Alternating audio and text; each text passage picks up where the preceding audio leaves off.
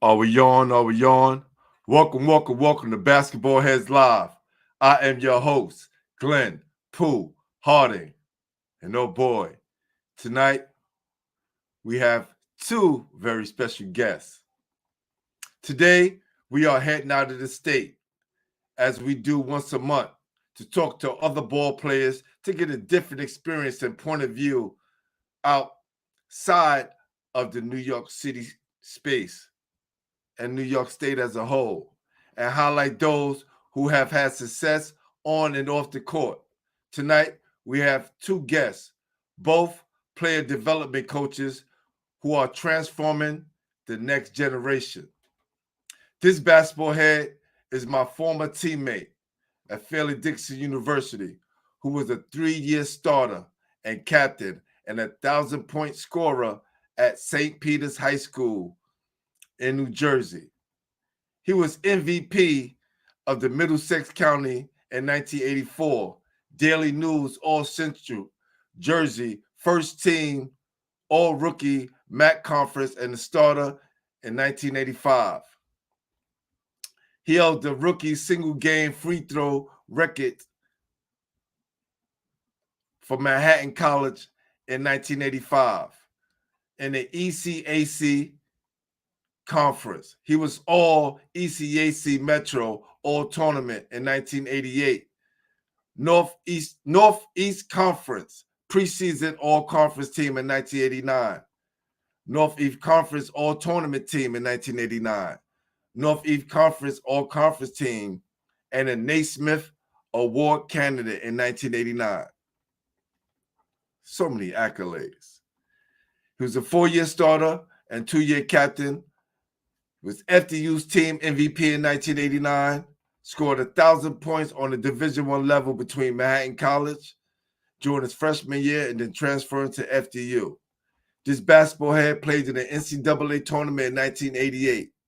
After college, he became a skills development coach and trainer at Monroe 33 Sports Center. Currently, he is the skills development coach and trainer at Hoop Group headquarters. Well, that was from 2016 to 2019. Now he runs his own program after having 25 years of experience as a skill development trainer. And he has also worked at numerous basketball camps in New Jersey. Now he has his own program called Garden Achievement Program, which my nephew is a part of. So that makes it all good. My next basketball head started at Hartford Public High School in Hartford, Connecticut, where he won back-to-back state championships while going 50-1 those 2 years. That's mean. Following high school, he attended the University of Missouri and then went on to finish his college career at Providence College. Injuries derailed his career, so his natural path was to go directly into coaching. Because of what coaches call his natural feel for the game and his high IQ, he was immediately offered collegiate coaching opportunities. This basketball head went on to be an assistant coach at the University of Hartford, Manhattan College, and the University of Wisconsin-Milwaukee, where his team made it to the Sweet 16. Today, this basketball head is the president of More Basketball Clinic, LLC. Under this umbrella, he holds the title of motivational speaker, leadership development trainer, life coach, and personal and player development coach. In each area of his life, the common thread is to inspire to be better. For this commitment and outstanding work in the community, he has received numerous honors, which include the PSBL Community Service Award, 100 Men of Color nomination, the Bridge Builder Award, the JCC Schoolboy Classic Distinguished Alumni Award, just to name a few. So, without further ado, help me welcome to the show, Charlie, Chase, Roberts, and Kendrick Moore. Y'all ready?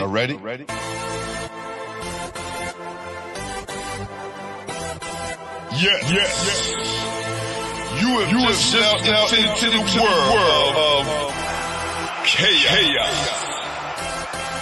where everybody goes hard. Come on.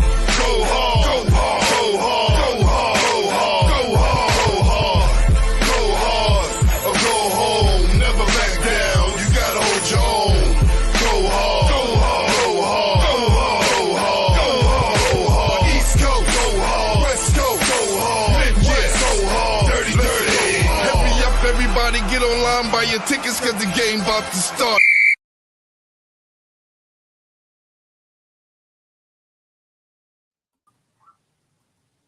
Hey, what's happening, fellas? What's happening? All right. What's going on?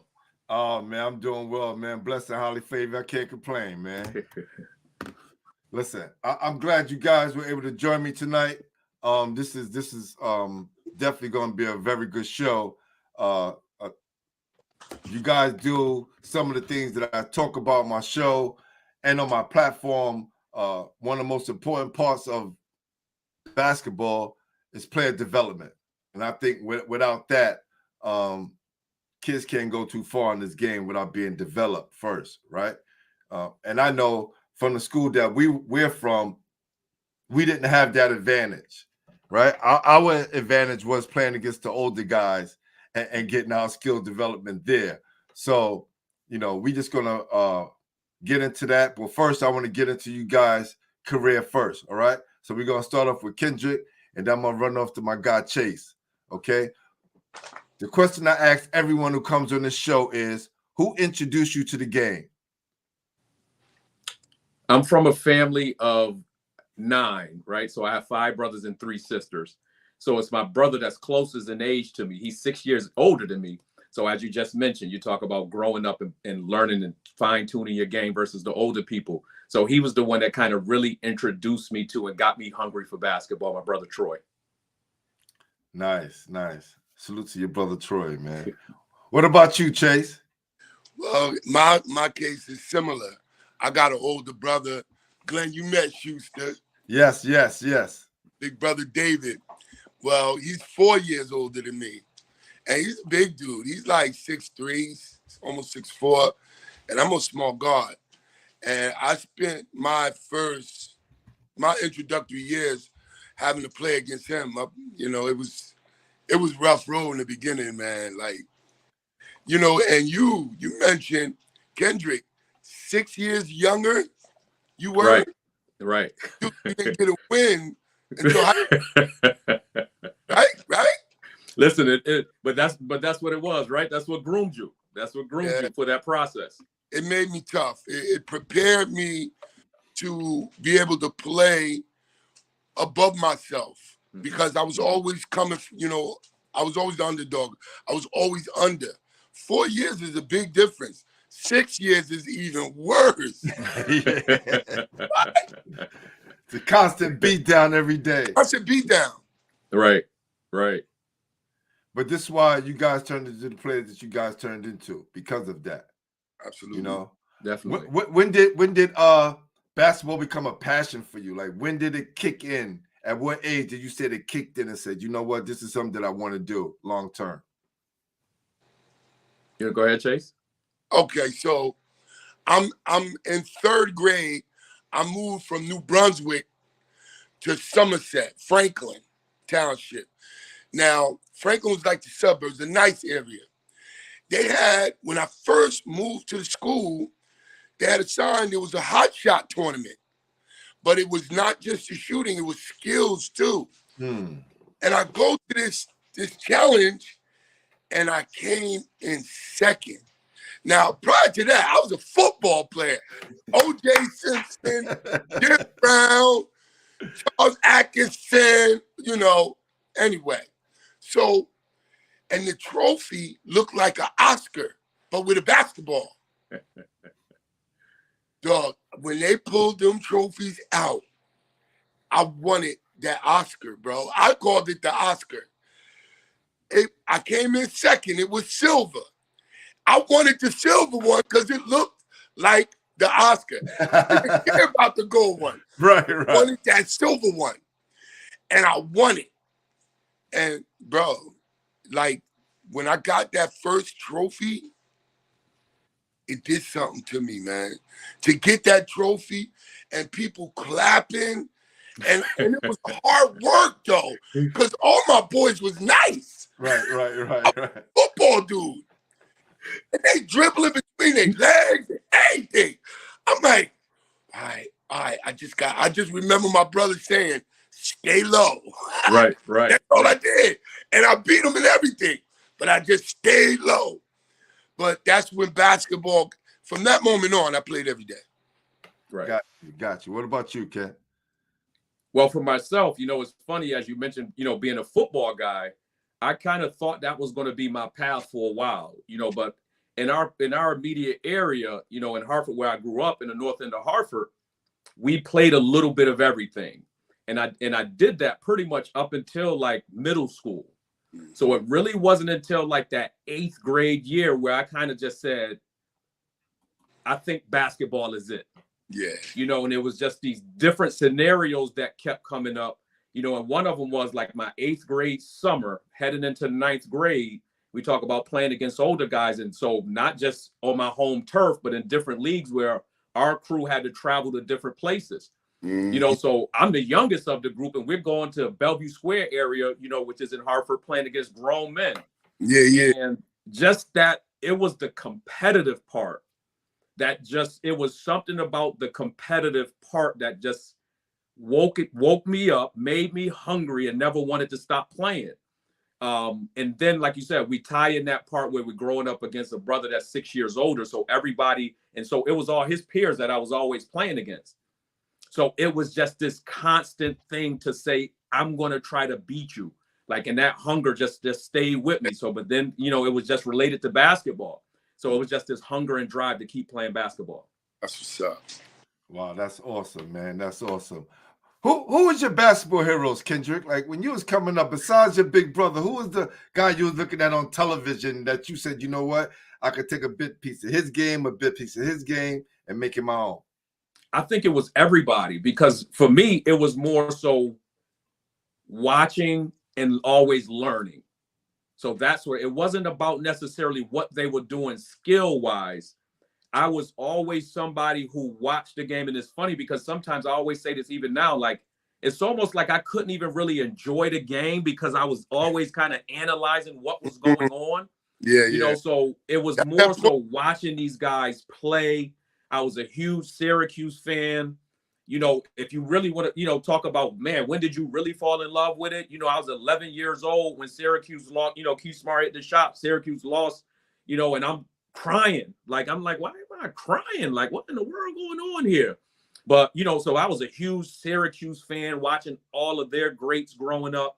So it really wasn't just one person. I just loved the IQ part of the game, how people, chess players instead of checkered players, For me, I guess I got to say the Wizard, man, Gus Williams, man. I love Gus Williams, bro. And like, when I was in like 6th, maybe 5th or 6th grade, the Nets played at Rutgers University. They built a stadium for Rutgers, and the Nets played there for 3 years. So I was, and we snuck in every single home game. So I'm watching Bernard King. I'm watching Kevin Porter, Julius Erving, George Gervin. We got George Gervin sneakers, bro. Game. We got the Nikes that said Iceman on the back. My brother got 6 stitches because he got one. And George was like, I can't give you one person these sneakers. So he threw the other one in the air.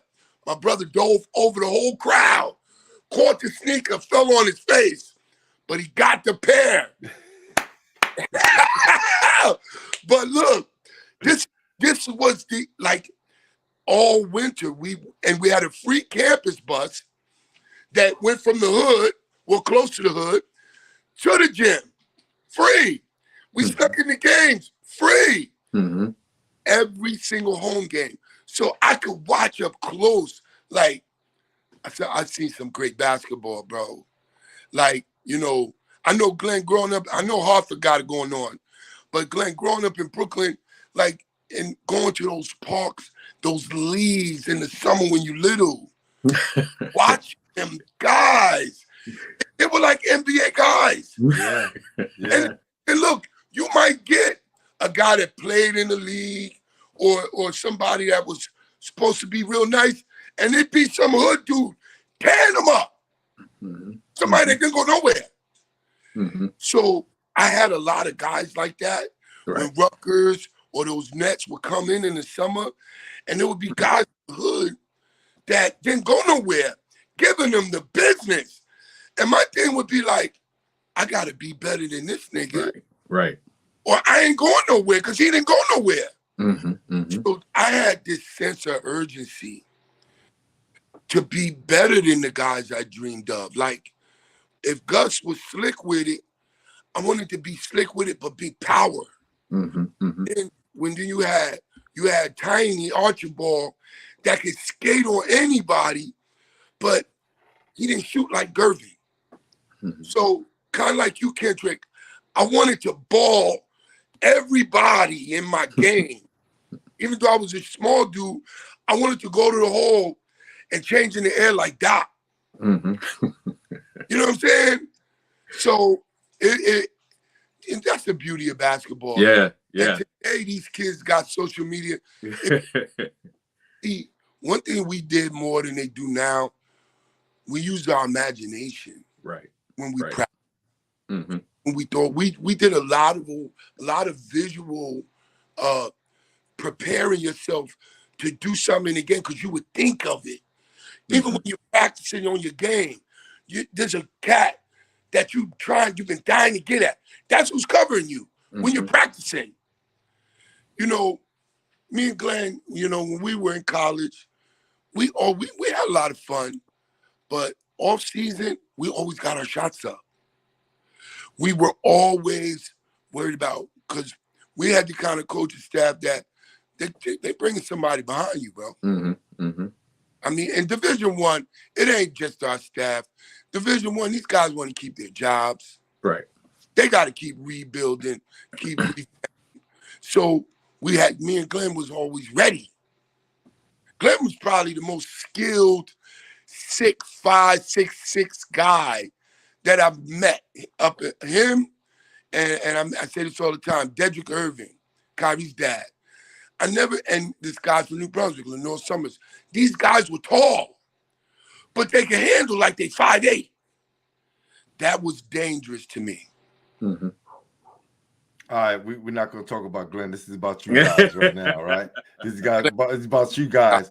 Right now, I want to go into that transition into high school, right? And we're going to jump to you, Kendrick. What was your transition into high school, and what would you say would be like your breakout year? Because you guys was back-to-back state champions, right? 50-1.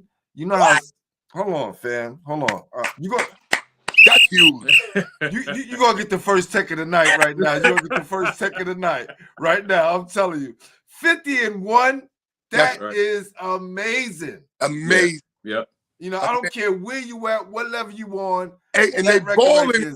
So they balling in Hartford. Yes. They're balling out there, B. Yeah, there's always 2 or 3 teams in the top 20 in the nation out that way. Yeah, when we were in high school that year, you know, my junior year. So my junior year, you know, we were loaded. You know, my center that year was Marcus Camby. So Marcus Camby played with us. He played with us. We're gonna go to number 10. Hold on. Yo, that's all you gotta say. You had a college player of the year on your team. Right. So Marcus played with us that year. He was a senior when we was a junior. So he only played at our high school for 1 year. So that year we were actually 27-0. So, but you talk about even like tough tournament runs in terms of the competition. Like each team except for one had at least one Division I player on it. You know, so the level of competition was actually, you know, it was really stellar. it was just a perfect storm my junior year. You know, we just had the perfect team. We ran into a weird contest. In the quarterfinals, the team just held the ball the entire time. We only beat them by 4, but we were averaging probably like double-digit wins throughout the tournament. Then we lost 8 seniors, including Marcus, that year. So we brought back 3 guys, and then we ended up repeating, going 23-1.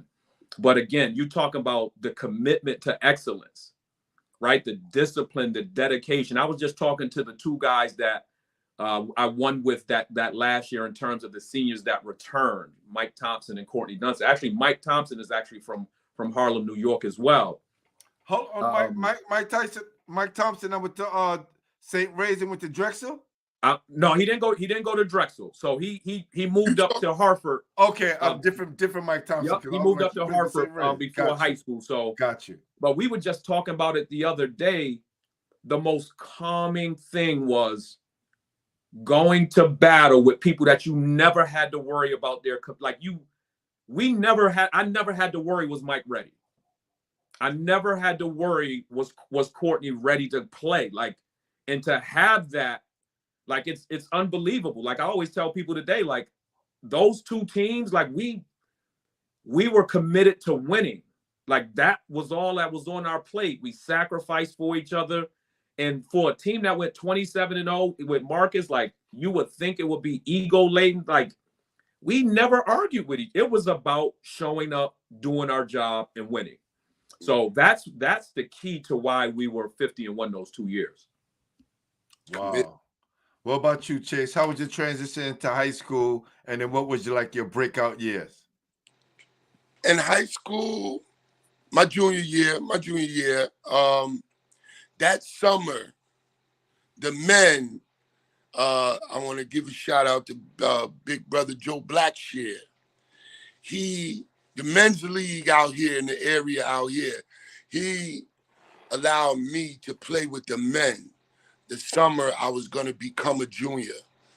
And that was everything for me. I remember one game we're playing against Perth Amboy, some legends from out there. And they were talking, they were going back and forth, and he actually called me out and said, "Get him, Chase." Because they would always yell at me for shooting too much, or, "Yo, Chase, you gotta fight. Come on, get him where you fit in, baby." And I'm gun-ho to try to make my name. And he said, "Get him." I think I dropped 40 on them niggas. And ever since that moment, I felt I was ready. And then I came into my junior year really making some noise. Mm-hmm. I played behind a guy, Alan Cook, and he was like my mentor. And he was real slick guard, really, really solid guard. And by the middle of my junior year, the practices is shifted to where it wasn't no teaching me nothing no more. Mm-hmm. And I really came into my own that junior year. But the transition to college, so scary, right, Kendrick? Like, summer before you go. All right, before we get, we're about to get there right now, right? We're about to get there. Let's talk about Chase, and I want you to continue this. What was the recruitment like for you, and what schools were recruiting you at the time, and why did you choose Manhattan when you ended up your freshman year? So, the recruiting process started from going to 5-star. I ain't gonna act like everybody knew Charlie Roberts and this and that. Well, I went to that last week of 5-star where all the top players were there.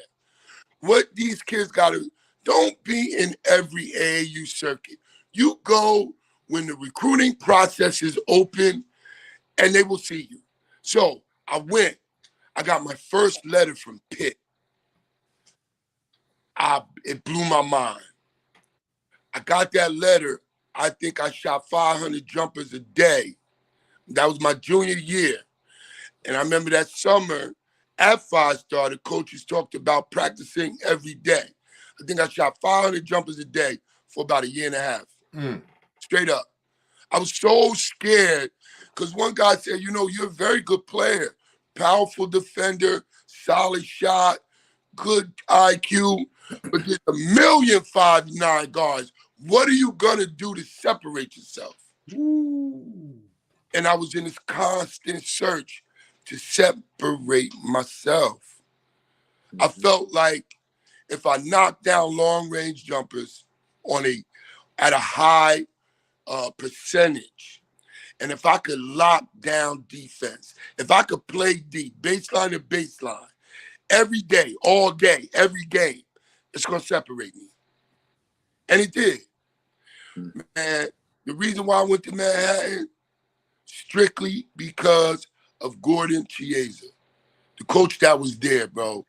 The way he pulled me in his office and he talked about the recruiting process, then he had a whole big-ass cabinet for the post-recruitment process where he had files on every player after they graduate and what they did for him to help him.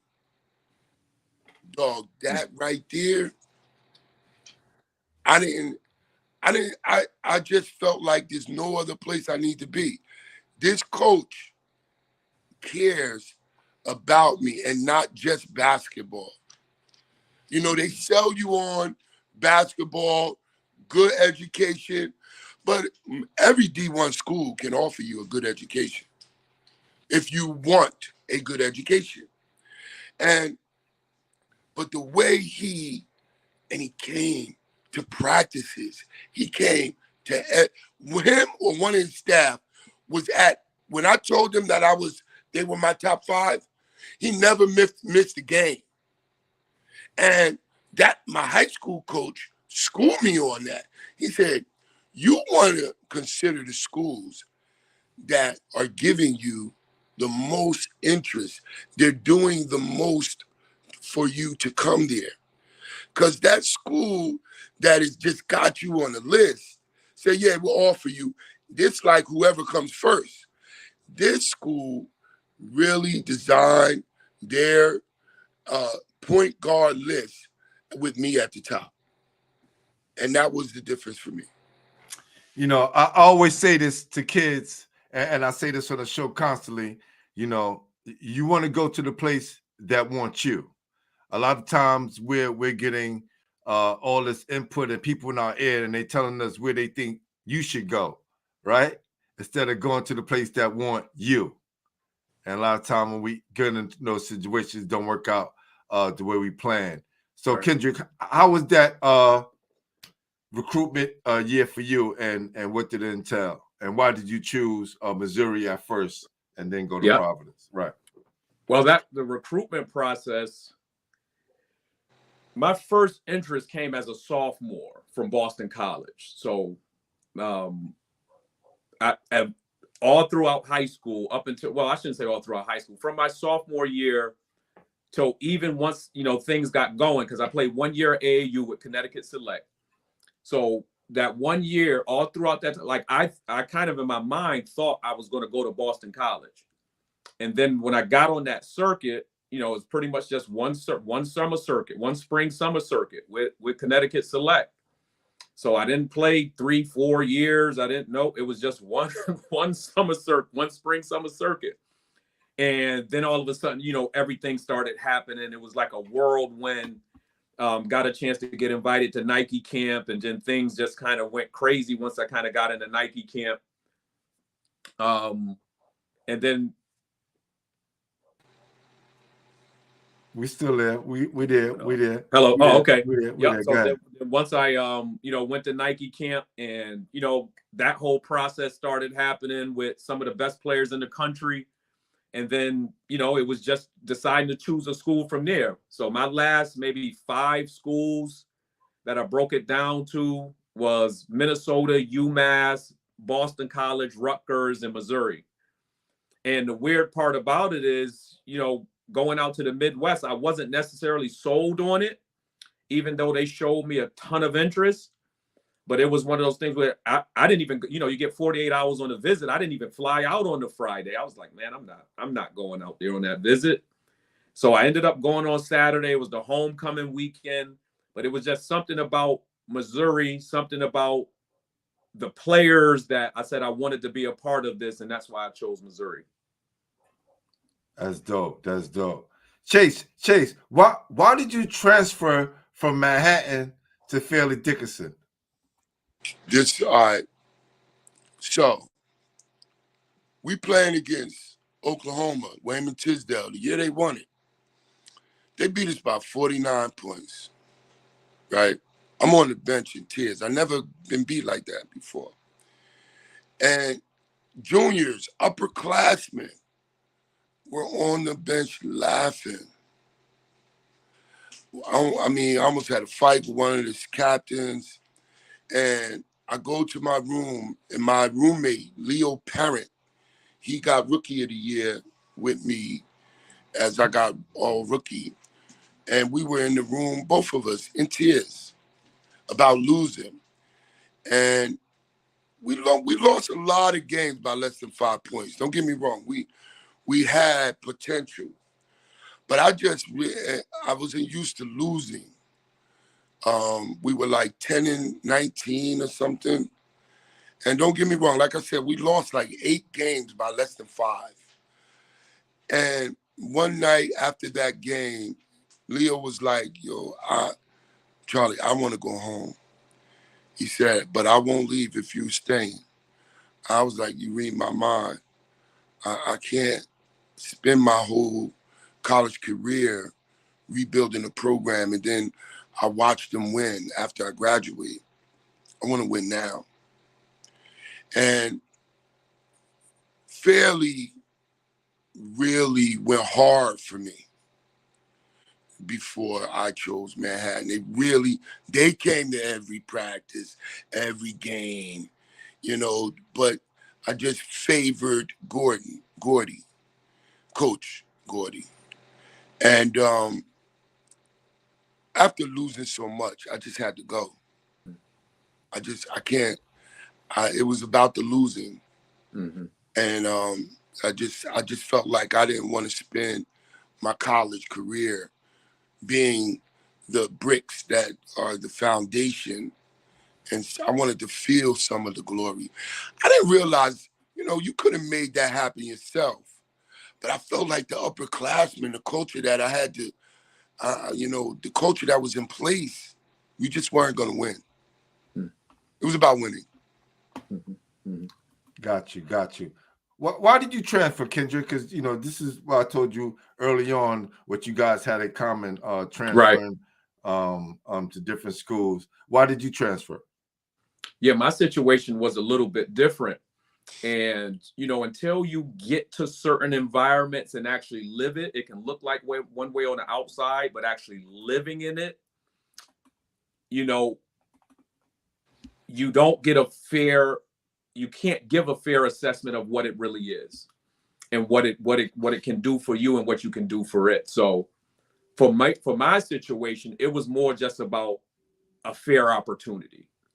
I always try to exclude what I thought I was able to do in terms of if I should be playing, if I should be starting, if I should be whatever the case may be. It's just about being given a fair opportunity.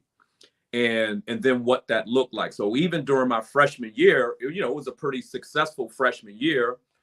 Following that year, I got chosen for the USA Olympic Festival in Colorado. They picked like the top 40 freshmen, college freshmen, and then 8 rising freshmen. So our team actually went on to win the gold medal. But still, even during that year, it was just like my opportunity of the fairness was not, I didn't think that was the case.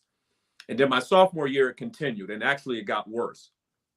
And more than that, through the process, which what you're not even realizing how things can affect you. You think it's just with basketball, but understanding you take too much of that mentally and not having the proper people to talk to get you back. So it was a lot of that. And then that's why I decided to make my decision to transfer to Providence College. And how was it for you once you got to Providence? Did you feel like you found the home once you got there? And this is the interesting part. So I'll piggyback kind of off of what I was, on the tail end of what I just said. So it was thought because I physically moved locations that I was in an okay space. But a lot of the damage was done mentally, like with my confidence. So even when I got to that new space, I was talking to somebody the other day, like, there's not many people that really saw me play maybe past my freshman year. I'm talking about the real me, the confident me, the going out, being like, I'm hungry, like, I don't care who's in front of me type of me. Like, because once I transferred, it was more so like I was just up and down this roller coaster. And people wondering, what's going on? What? Like, because, I wish I had, I was talking to one of the kids that I, have a beautiful opportunity to work with in college. They were asking about this same situation that we're talking about right now. And while they were about to lose confidence, I had to explain to them this story. And I said, no, you got me to talk to. There's no need for, this is not you. This is not any, reflection of you.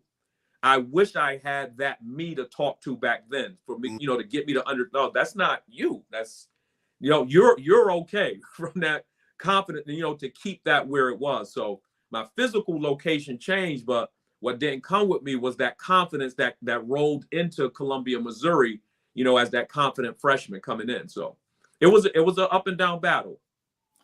Man, that's what you're saying. Look, all my people that's on Instagram, come over to YouTube, hit the link that's in the bio. It'll take you right to the show.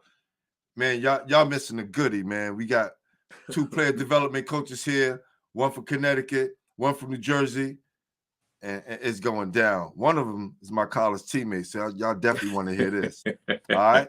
So check this out. Listen, one of the things I always say is, when you're a ball player, if your confidence goes, so does your game. So does your game. And to add on what you're saying, Kendrick, I always reflect back to, me being the only person, because at the time, I was the only person in my neighborhood playing high school basketball, right? There was a couple of guys outside of the area, right, in the surrounding area, but the main guy in my area, and I felt like I didn't have anyone to talk to. I didn't have that mentor. I didn't have that person that could lean on and understand where I was coming from. So I understand that part and the losing confidence part. That if once that goes in your game, man, it's hard to get it back. And it takes someone that's close to you and that you trust to kind of get that back and get you back on track. Right. Chase, you get to Fairleigh Dickinson. What is the difference between Manhattan and Fairleigh Dickinson that you notice right off the bat? All right, so at Manhattan, there were 2 guys that I thought were excellent. When I got to Fairleigh, everybody was nice. Everybody was nice, bro. Like, we had guards that wasn't playing that would kill you in the workouts. We had big men jumping out the gym. We had folks from Africa, 7-footers from Germany, and the guards, man. Like, we had guards. Like, we had great guards at Fairleigh. And it was just, I just felt this urgency. I was the guy, it's off season, let's go play. I wanted to battle. I wanted to get in the pecking order. There were guys there, Lonnie Jackson, Kevin Saulney. They were there before you got there, Glenn. Kevin Saulney came to Fairleigh with the head coach. Tom had adopted him in high school. Wow. So I got to go against him. And he was one of those, and back in that time, point guards were just facilitators. They weren't there to score and make plays. I changed the whole culture at Fairleigh with my style of play. After me, the coach might have got a string of lefty scoring guards like for about 10 years. He got a string of them. Elijah Allen, Dasher. There were a few. But my whole thing, see, being like we were, Kendrick, having the battle every day growing up, my whole concept of basketball is a battle every day. Like every day, whoever's checking me, we battling. So when I got to Fairleigh, I brought that culture to Fairleigh. We battling every day after lunch, we getting it in. And I kind of just set the tone where immediately. What was it like, you know, after getting settled there at Fairleigh Dickinson and getting to the NCAA tournament and being nominated as a Naismith Award winner? What was that year like for you? I tell you, Glenn, you had the red shirt that year, right? You almost made eligible. Remember that? Yeah. You were in the media guide and everything. It was a big scandal. Kendrick, when my documentary come out, I'm gonna tell a whole story. It was heartbreaking. Trust me. It was heartbreaking. Because I was going to transfer. People don't know. Like I was about to leave Fairleigh Dickinson. If it wasn't for my mother told me to stay. My mother saw that I had a free education. She didn't understand the process. She didn't know that I could go and get another scholarship somewhere else. She didn't care about that. Right? She was like, these people offer you a scholarship. Right. You start something, you finish it. She was from the old school. So that year was, oh man, it was just a constant battle for that. It was about getting 20 minutes. That whole year, it was all the coach. Just give me 20. And I guarantee you, the productivity you get from my 20 will be more than his 20. And I proved that over and over and over. So I'm rolling into now my that year. And my first year eligible at Philly, we didn't make the tournament. Right. But that constant battle prepared me. So the following year, I'm captain. I'm a junior. Me and Biggs, Damari Riddick, we're captains. Now that year, we had some good players in our conference. Rick Smith, Mike Morrison. Oh, what's them cats from LIU? Devil Dog was there. Who's the other brother with the jumper? Oh, they had players at LIU. Right. And they had Terrence Bailey. Well, when we beat Rick Smith and Maris, the game before that, we beat LIU, and it was a battle. I broke my ankle. I got a stress fracture. And I played on a wet cast in the end of the quarterfinal. No, the end of the semifinal, the higher final, and the NCAA game. I played with a wet cast on. Now, the championship game, we played against Monmouth. They were really, really good. But we had a guy on my team, Jamie Latney. He got so hot. He scored 32 points in the first half. We beat the brakes off of Monmouth. We go to the tournament. We're at South Bend playing against Purdue. I think they was like number 3 and number 2 in the country. They put Jamie in foul trouble give him 3 fouls in the first 2 minutes of the game. And our coach's theory, 2 fouls mean you don't play till the last 8 minutes of the game. It was ridiculous. But we got hot. We started pressing. I caught a couple steals. I hit a couple threes. I think we wound up losing that game by like 8. We made a nice comeback. And it was a tremendous experience. I mean, that year, we were fully loaded. You know, we had some really good talent. Bozeman, who wound up coaching at GW. Richard Moore, Coach Whittam. Jamie Latney, Damari Riddick at the time were 1 and 2 all-time leading scorers. They graduate, and then you and Desi come in, and then I got the #1 all-time leading scorer that I'm running with my senior year. So I think, and I tell you, Glenn, that my after that year, when you came, I hurt myself preseason. I never forget how it took me later on to realize how to really, really rely on your teammate. Like, I always felt like as a point guard, I got to think for everybody. I got to know where he's going. I got to have everything going on. And I wasn't worried about just make it easy for this guy to do his job. Glenn, I just could. I was off balance for about 5 games. And I kind of just said, Glenn, man, you got to take the point, man. I can't run this and catch a shoot. I need to free myself, man. I got to get some rhythm shots. And all Glenn said was, I got you, Chase.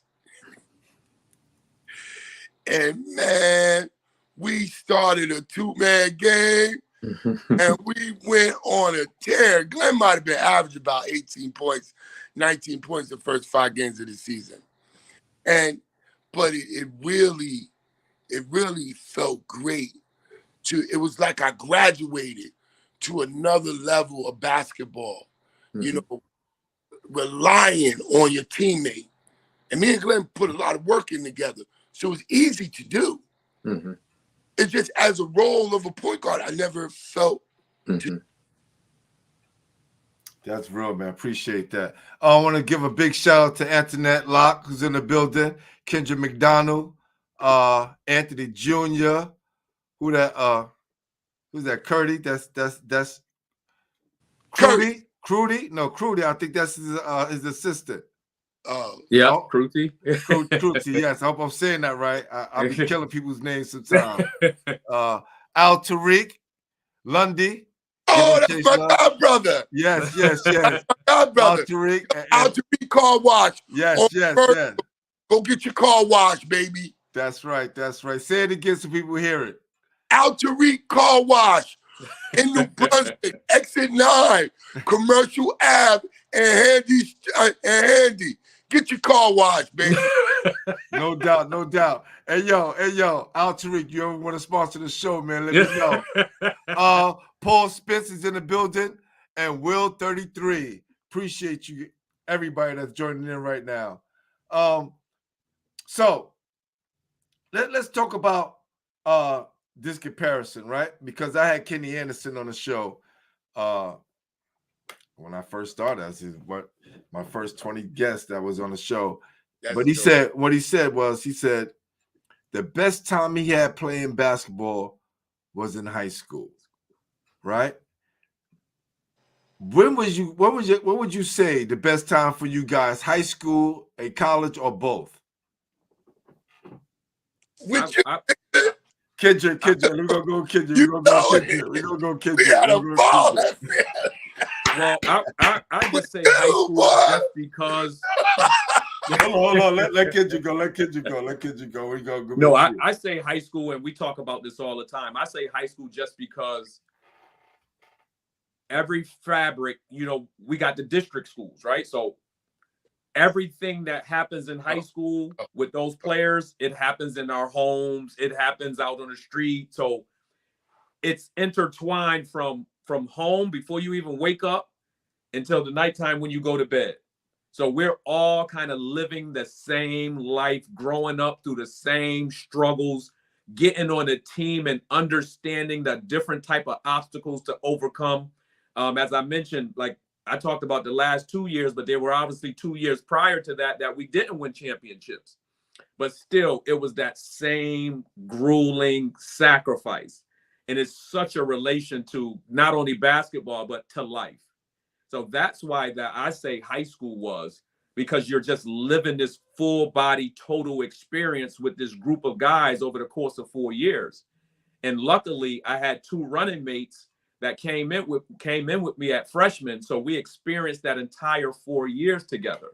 But like I said, not only on the court, but off the court as well. So when you talk about a holistic approach and that holistic experience, that's why high school, was to me. I mean, I had some great times in college, meeting people, networking from different parts of the country, different parts of the world. We had different people from different parts of the world on our team. But to me, it's nothing that beat high school. Oh, my God. I went to Fairleigh Dickinson between 85 and 90, bro. I came out 89. We were the top 5 party schools in the nation. At the pub in the student section. No, we had no. See, we called it the pub, but we had a club. Yeah. We had a club in the student union building, and we was right next to the rink. This famous roller skate rink in New Jersey, where all the hip hop, when everybody left from Uptown and the Rooftop and all the clubs in Manhattan, they would come out to New Jersey to come to the rink. So and they come by the school. So we was in the midst of all of that. And we won 20 games every year, bro. We won 20 wins. I mean, the personalities. We had guys from all over, bro. I have to say, without a shadow of a doubt, that my college experience with Glenn Hardy would be a world. It would be an awesome movie, bro. We had the battles off season. We had great players. The dunks, the scoring, the battles, the weight room. We had guys in the weight room every day. The competition level, the beautiful women, the joy. We were 5 minutes from GW Bridge. I tell you what, man, I can't. No, it was definitely one of the greatest times. It was. And when you guys left, y'all left the school of me. So, it was a beautiful thing, man. It's a beautiful thing. Right. So right. for sure. Yeah. It was awesome. Yeah. Now let's talk about your transition into the real world, right? Because now things get real, right? How was transitioning into the real world for both of you guys? Let's start with you, Kendrick. After your college career is over, do you go overseas and play basketball? What did you do? Did you find a hard time finding yourself to reconnect into the real world after basketball all those years? Explain to me how that went down. Yep. So unfortunately, I didn't get a chance to play any further than my senior year at Providence. Dealt with some knee injuries. My whole senior year was kind of injury riddled. But I tell you what, though, they say, like, when you've been doing something for so long and you fall in love with it, which was basketball for me, you almost have to have a funeral for it, like, for you to get over it. Like, it was very, very traumatic, like, in terms of, like, me not being able to find that competitive thing that I fell in love with at a young age, being able to do that at that level anymore. So my immediate thing was just transition right into something that made sense, which was coaching college basketball. I like to think, as a player, that's what I brought to each team. As I documented a little bit earlier, I was just always cerebral, even from watching it. So it was just a natural transition and something that I actually needed. I don't think I would have been able to do anything immediely after, especially the way basketball, was removed. It wasn't like on my own terms. So it was, that part of it was kind of difficult in terms of, like, man, like, the missus asked me sometime, like, oh, you love going to the gym, because I'll go work out now. Like, and sometimes I go twice a day. I'll get up 3-4 o'clock in the morning. I'm at the gym. I might go again in the afternoon. I don't really like going to the gym to work out and lift. I'm still feeding that thing like I used to do. I used to play basketball so often. That's the thing I used to do. And it's kind of just a natural substitute for it. Yeah. In terms of the activity part. So that, that part was a little bit difficult, but I transitioned right into coaching. So I was able to give back to the sport that gave so many great things to me. Yeah, that's amazing, man, that you said that. And, a lot of us, again, had Ross Strickland on here, and he said he had a hard time transitioning, right? Because you after playing ball, it's like, what else do I do? You know what I'm saying? And then look at it, stellar coaching career, right? Right. From big time to now having his own program at Long Island University right here in Brooklyn. Yep. So salute to Ross Strickland, man. Appreciate you, brother, and good seeing you the other day too at South Shore. No doubt. I just ran into him and Mo Hicks at the South Shore Nike tournament. So what about you, Chase? How was your transition? Oh man, my transition, man, it was difficult for me, Glenn. When I left, it was 4 years. And now remember, I told you I broke my ankle.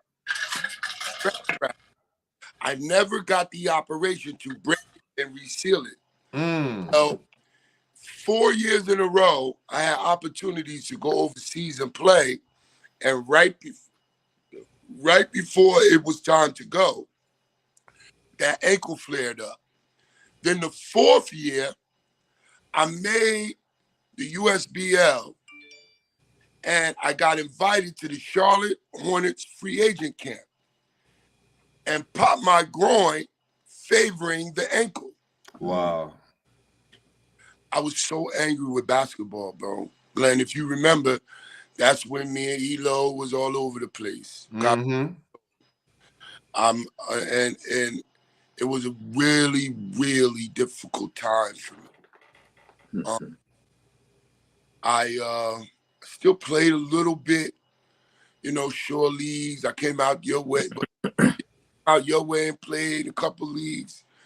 But I was really crushed by those actual opportunities that I couldn't do. I was mad at basketball, and I kind of went left for a few years. So you're talking 90, 91, 92. Now, 94, my high school coach calls me to come coach high school with him. That pulled me back. I later found in life, and that was a true case that helped me to the decision that I'm at now.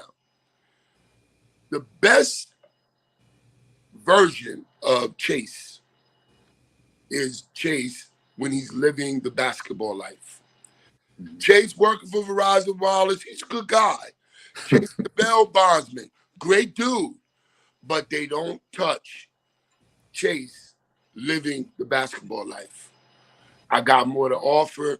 There's more. It's just I'm touching more people in a much more positive way, and I'm serving my purpose. My purpose in this life is to create a bridge for that kid that falls in love with basketball and getting them to college. I'm going to hold your hand. I'm going to walk you to your admission of a university. Every kid should empower themselves with the college experience. And I just found when I went back then, and while I know I got confirmation, when I went back to basketball then in 94, I coached a kid named Nana Boateng. Hold on. See how the Most High work? What?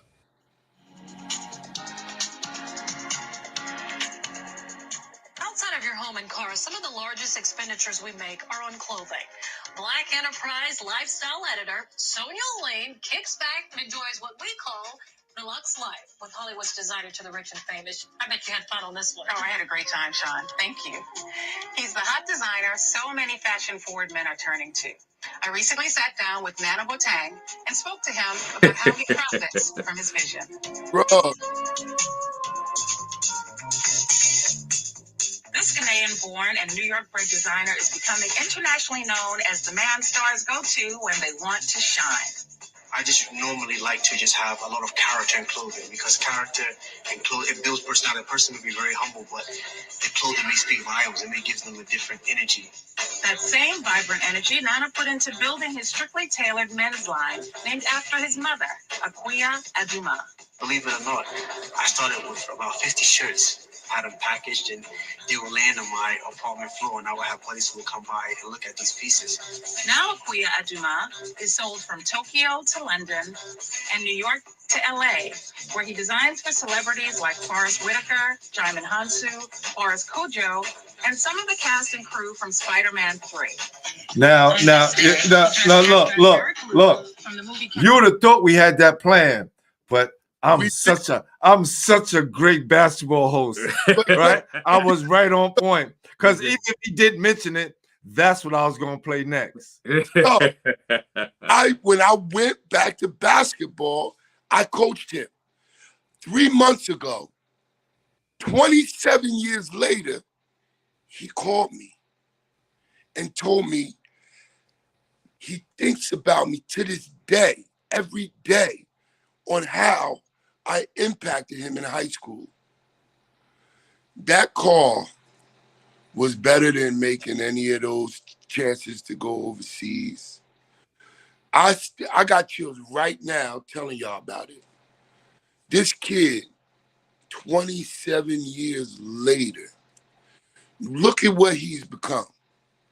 Now, I got to tell y'all, when I had him, he's in the illest projects at Trenton, fending for himself. I'm driving him home after school, after practice, and I'm like, dude, wait, you want me to take you get something to eat? Like, where you going? No, I'm good here. I'm like, wow. And he was always committed. He was doing his extra credit because he wasn't eligible at first. And he wound up playing a few games at the end of the year. And he talked about how he was so depressed about it and how I made it feel right for him. And I closed the gap for him from that darkness he had from not being able to play. During the practices, working with him, playing on the white team with him, because I was still balling. And I tell you, man, to have impacted a jewel like that, this young king, he was in my hands, and I was able to help mold him. Look at the king he is now, And Kendrick, I know you've touched a lot of young heads. And Glenn, I know what you do. And so, look, just think maybe if I wasn't there, or Glenn, or Kendrick, if y'all wasn't there that year, those kids that you moved, if you wasn't there, what direction would they have went? What would have come of them? Yeah, your destiny is yours.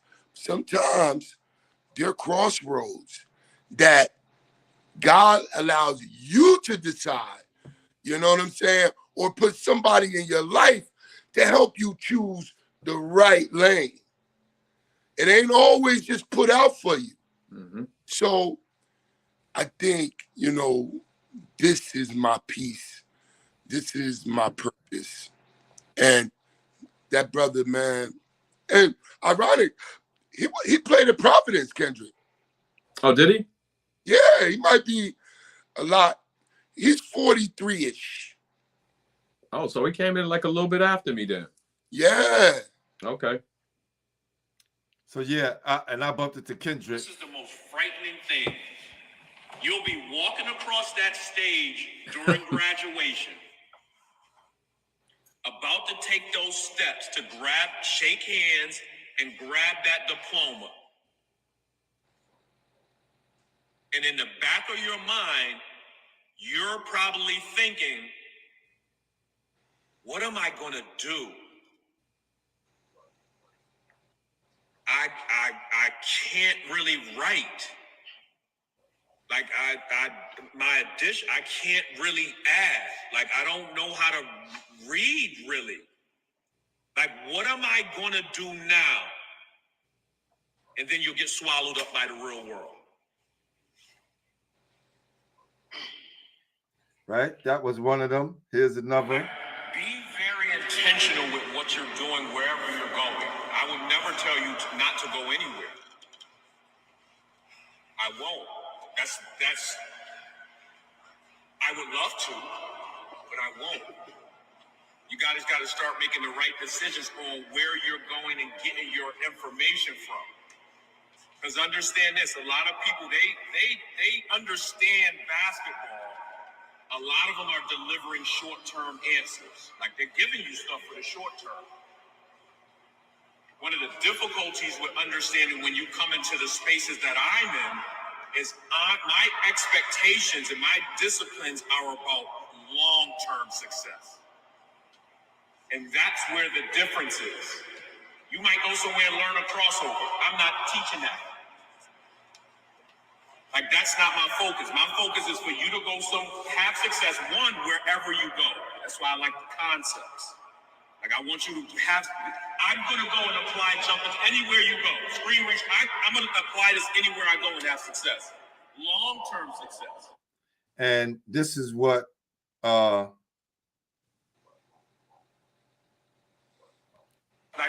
be very intentional with what you're doing wherever you're going. I would never tell you not to go anywhere. I won't. I would love to. So I found somebody sent me that post. That's how I got it, right? And that's how I got introduced to Kendrick.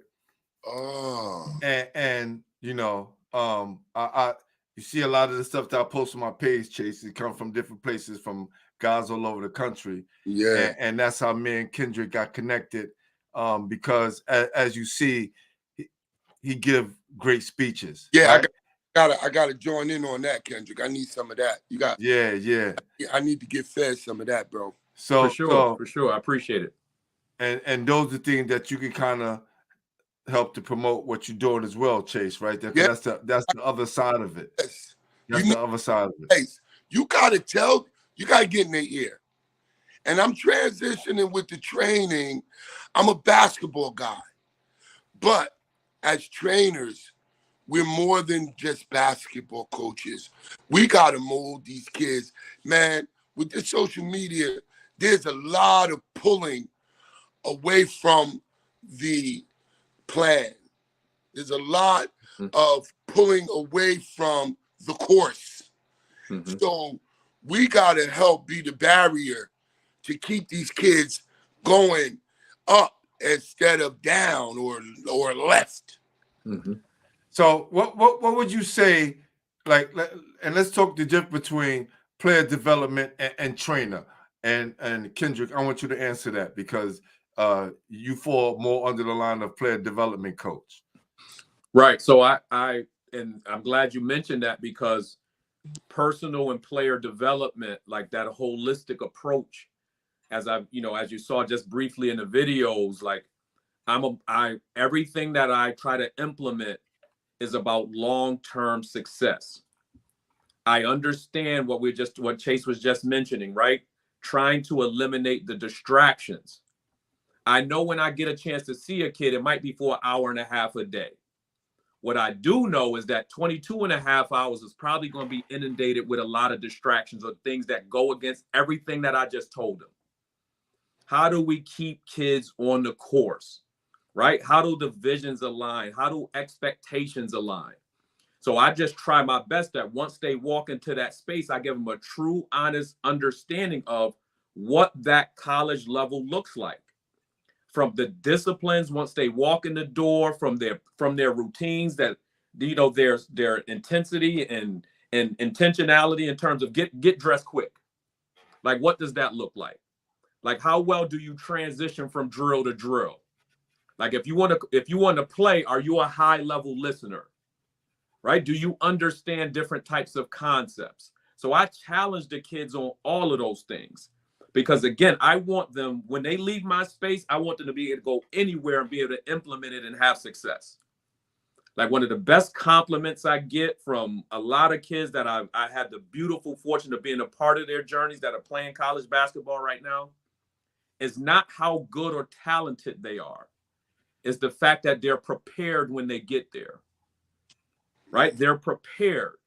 And for the most part, they have early success when they get there, right? So it makes that transition, one of the conversations we've been having, a little bit easier. So in terms of that development, like each and every day, like it's going to be a mental challenge. Like I'm going to challenge you mentally. Like when you walk into that space, I'm going to challenge you mentally because that's what college is.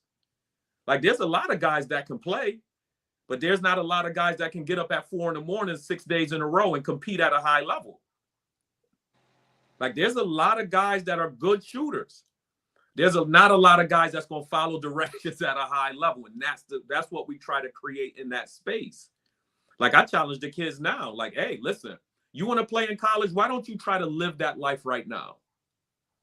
Like, and I had a clinic a week ago, the day after Thanksgiving, and I implored some of our students to try that. I got kids, 8th graders, the parents sending me text messages, because I had a middle school girls part and high school boys and girls. Middle school girl, like the parent, like, oh, she's gonna get up in the morning. Whatever you said to her, she's getting up at 6 o'clock. You know, and so I put a routine in for her. You know, I want you to see if you can challenge yourself mentally. So that's what that player and personal development piece comes in, because when things go wrong on that campus, and believe me, they will, when you face those challenges on that campus, you're going to need to be able to land on 2 feet. Like you're going to be able to have a foundation to be able to land on, so you're not making that call saying, come get me. You know, because listen, everybody want to make that call. There's plenty of times where we're not feeling well on campus. You play college basketball. There's never a time that after you walk on campus that you ever feel 100% again. Like you know, it's like you've been through battles every day, physically and mentally, all day, every day. Every day. And we didn't like, have the transfer portal. Yeah, right. You know what I'm saying? So how do you mentally deal with that? Like I said, those are the challenges that I try to create each and every day when the kids come into the space. Hey, Kendrick. Yes. Can I please have a list of your challenges? I've listened to you the last 4 minutes. Yeah. You've touched some points that you just made me a better trainer. Just from a few points, major points, obvious. Now, I'm teaching with what you're stating in mind for the end result.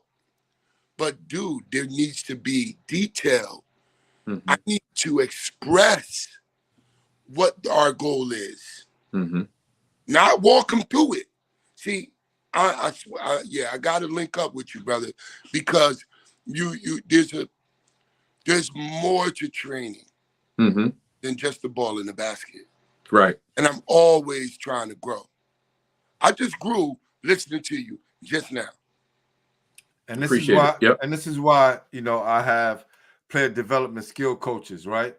Because I had a couple of trainers on here. I had my guy BG, had my guy Mike Chavis, I had Jerry Powell up here, that's what they do. They train ball players, right? But then there's the other part to it, which is player development, right? Which is the key. Well, I think to the whole training piece, whatever you want to call it. But I think the player development and also giving those messages in between, where you're going to be after you graduate, what is going to happen if you don't get that diploma, or if you can't read it, you can't write, right? Look, we went to the Connecticut game last week, and just a small thing of just reading exit signs, right? I'm saying, like, you're so limited if you can't read, because you have no sense of direction. You get what I'm saying? So just those little things, those key elements, I think once added, Chase, I think, you know, can make all the difference, man. Now, do you think kids benefit more from playing with older players, skill development, or a combination of both? Because our skill development came from playing with older guys in our neighborhood or our older brothers, right? So now kids have a chance to have guys like you. Do they ever get a chance to play against older players, or just the skill development and training? Well, what Chase touched on earlier in terms of being able to go play, but also being creative. Our kids really, I mean, I know here, our kids really don't play pickup basketball anymore for the most part. So the most important thing they're losing, not only the creativity, as Chase mentioned, but the problem-solving ability. Right. They don't have this problem-solving capability. Our kids don't. Like, they got Google. They don't have to go to the library. Like, they got trainers. So they don't have that problem-solving thing where they're in a space and they know how to figure things out on their own. And so because everything's so structured, you go from training to AAU and everything's so controlled, they don't know how to think on their own. They don't know the problem-solving part of it, like, which is a real thing in real life. Like, they don't have it. They don't know how to figure things out on their own. So you're constantly having to tell them what to do when it should be, for instance, if it was back then, I would love the fact that if it was back then, we had the training in addition to the playing and it didn't replace it. Yeah. Right? Yeah. You know, I don't want it to be replaced. I want it to be, we went to battle, you know, with our older peers, had that competitiveness, but then we brought that to these training sessions where they just fine-tuned the skills and made sure we was doing everything correctly. Like, there would be some woof, you know, but like today, it's just that part of it, just the natural playing, roll the ball out there, get after it, compete, and then come back to the table, let us correct the things in these trainings and fine-tune it. But they don't play enough. So with me, I got a perfect story about that. With me, it was all about the run.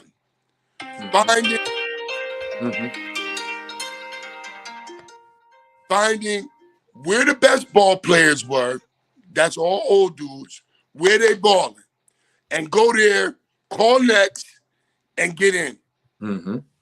I had a best friend, my boy Ice, Ron Johnson. He's a great high school coach, Burlington City High School in North Carolina, state champs.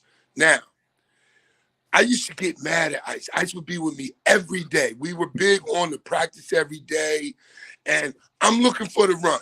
We get to the run, Ice would be like, oh, I gotta go. My father need me to do something. Or I ain't gonna make it. I can't go. Ice winds up going to college, and he's the #3 leading scorer in the nation in Division II. In high school, he averaged 14 points a game. He was good. He's okay. Yep. And later on, after college, I say, yo, Ice, you're probably the most improved player that I've ever witnessed in my life. How did you do that? He said, Chase, remember how you used to always, we would almost fight because he wouldn't come. And he was my guy. He said, you remember all those times you get mad and I leave? I felt like I wasn't ready. And whenever I felt like I wasn't ready, I would leave and I'd go to a park that was empty and practice on my own.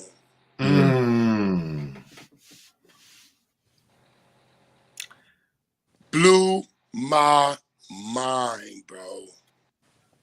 From that moment on, I had to do both.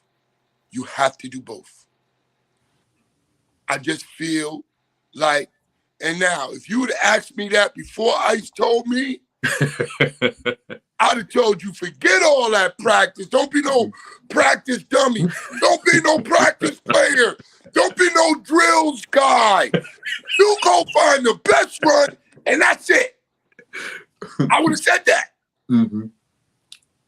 But what I saw happen to that man from him doing the drills that we learned at camp and at practices, dog, I cannot ever say that training is more or less than all because you got to ball with players better than you and older than you. Because when you get to college, that's all there's going to be. Right. If you aspire to play pro, that's all there's going to be. If you can't do it now, you'll never do it. Mm-hmm. Yep. Wow. Listen, I want to give some more shout outs. You know, you got to shout to people out. Troy Moore is in the building. Troy Moore, what's up? Melissa Witherspoon. Alteric Lundy. That's his little cousin. That's his little cousin. That's all. Yeah, his he little texted cousin. me. So, Yes. Alteric Witten is my godbrother. He got the car wash. Now, Alteric Lundy that's on the phone, that's family. Got you. Salute Al to Burns, peace, baby. salute to Ayatollah Beats, my guy, great producer. And Alteric Lundy wanted to ask this question. I think it's a great question. It says, how do you get the athletic kid that just has natural ability to transition into a technical part of his basketball, into the technical parts of basketball? Kendrick, tell him what's up. Well, I love the question, and I love being faced with these situations because I live in real time. And that very thing that he's asking, so when he's talking about athletic, and I don't even want to shout the name out, but you mentioned the mom of this kid that was very athletic when it was a female when she came to play for me at the high school that I was coaching at when she came in as a freshman. So understanding this too, like I'm big on building plans, like I'm leadership development, so program development. So I'm a planner. So for this young lady coming in as a freshman, and all she could do was be tall and athletic from whatever they did with her at middle school, we said, okay, we're going to build this plan out over the course of time. So I know how much time I have for you.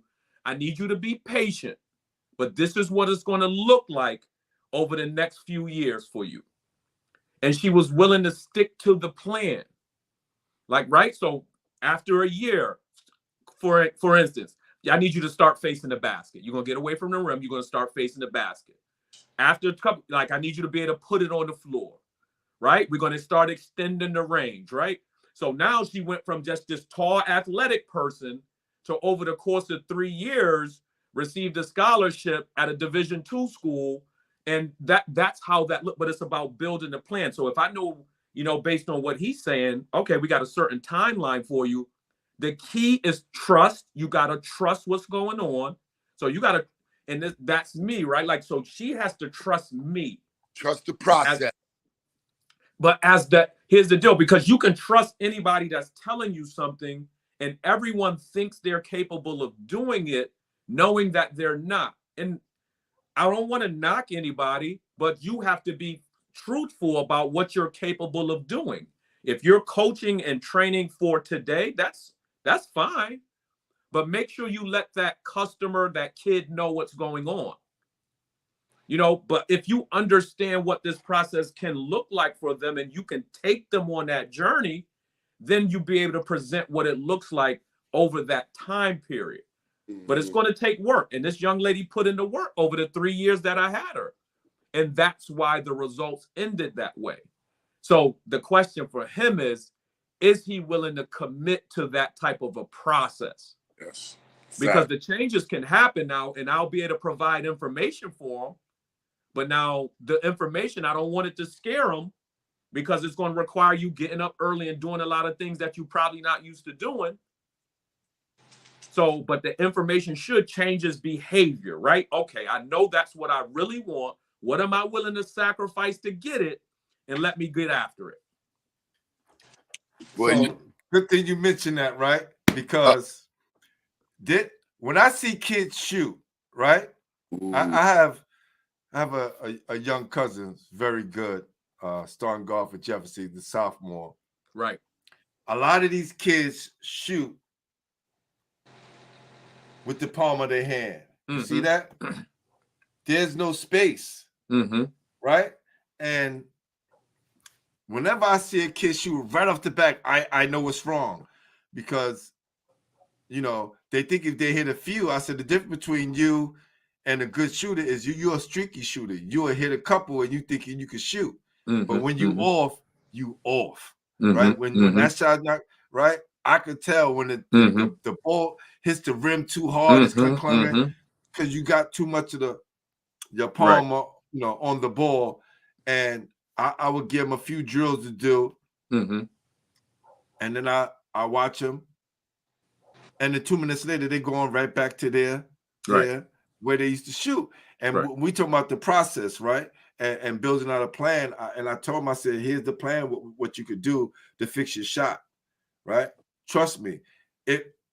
When I was a freshman, my coach, Bobby Hartstein, I had to shoot like Jamal Wilkes, right, as a freshman. And it used to go in, though, right? It used to go in, but coach was like, you're never going to get that shot off with somebody playing defense, right? It took me a whole year to change my shot. Yep. By the time I was a sophomore, I grew to 6'4", moved into the star position, right? My shot was off. By the time my junior year came, it was just like water, and from there on. But what you were saying as far as them not want to follow the process and to be patient, you got to be patient. Like when you start to play basketball, it's going to take you a year to kind of get it right. Whatever you're doing, that person who's just an athletic person and you want to transition into a basketball player. So there's a difference, right? And then you got to transition into being a ball player, right? Those are all different levels, right? You start an athlete, then basketball player, then you're a ball player, right? And kids don't want to go through that process.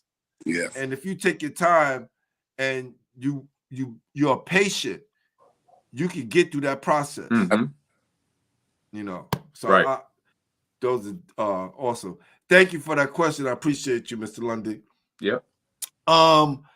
Anthony Jr. said, how does a smaller point guard like me gain a higher IQ for the game? Chase, this is for you, buddy. Hey Chase, I think that's my guy too. He's probably traveling home from a prep school game. I need you to drop that knowledge on him, Chase. All right. Anthony Jr. says, how does a smaller point guard, right, like himself, gain a higher IQ for the game? All right. So, smaller point guard, so I can imagine that you're super quick. It's going to be very important for you to stop and change direction. A lot of these quick guards, you just blaze by people. You can play the game much more effective when you learn how to go fast, stop on a dime, change direction, and then make another turn. Now, this gives you time to view. This gives you time to see the floor. It puts you under control. When you start to stop and change direction, you start to get to learn the value of the pace of the game. You start to, you got to control tempo. When you begin to broaden your IQ, you start to feel the tempo of the game. It's very important to change gears.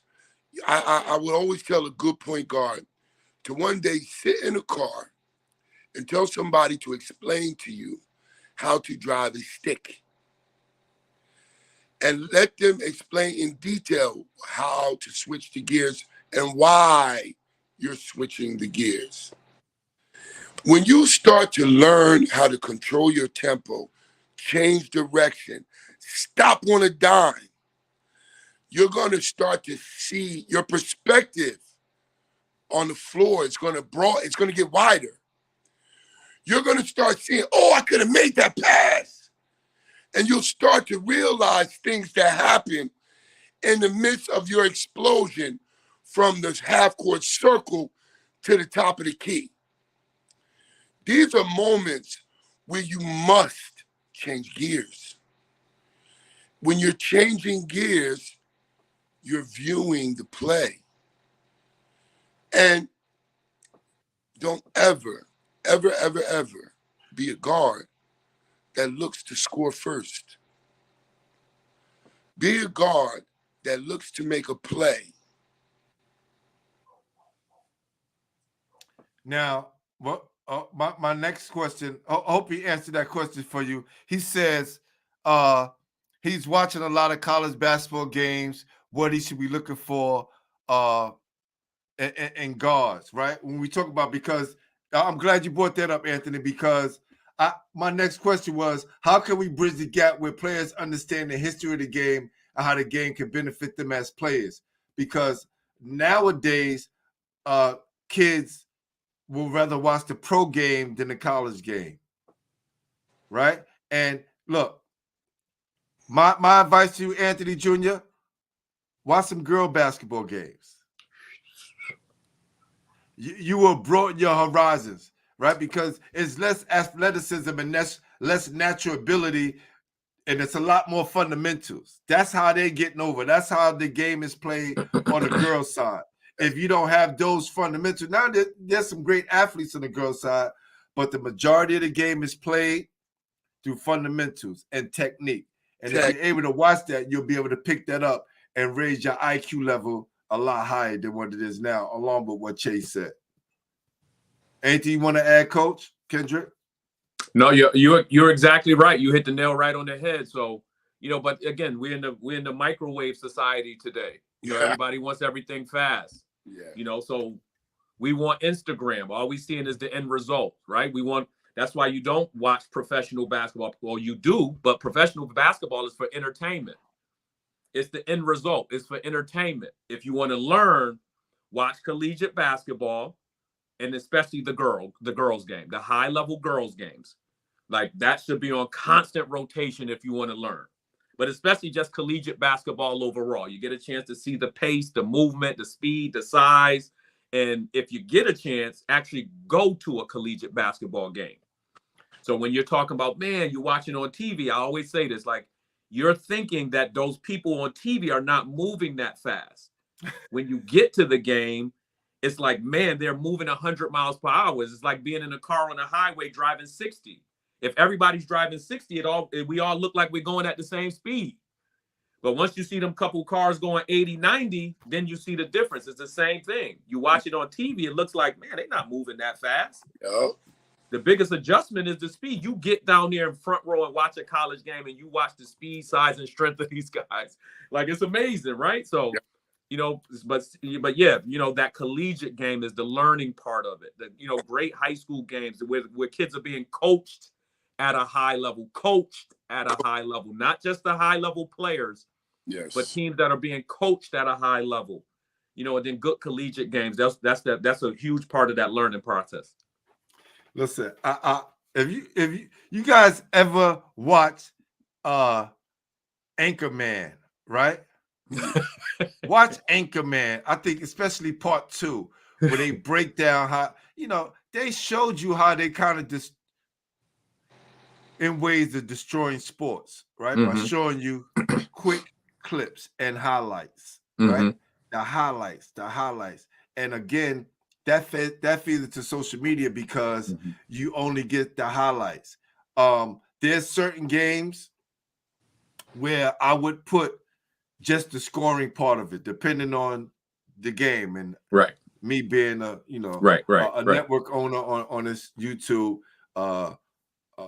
what people gonna pay attention to, how long. But there are some games where I just let the whole thing play, the mistakes and everything, because I find that kids would get more out of watching someone's mistakes, right? And go, wow, why did he do that? And then watching these kids score all the time. It's hard for me to just watch these clippings with just people scoring all the time. Yeah.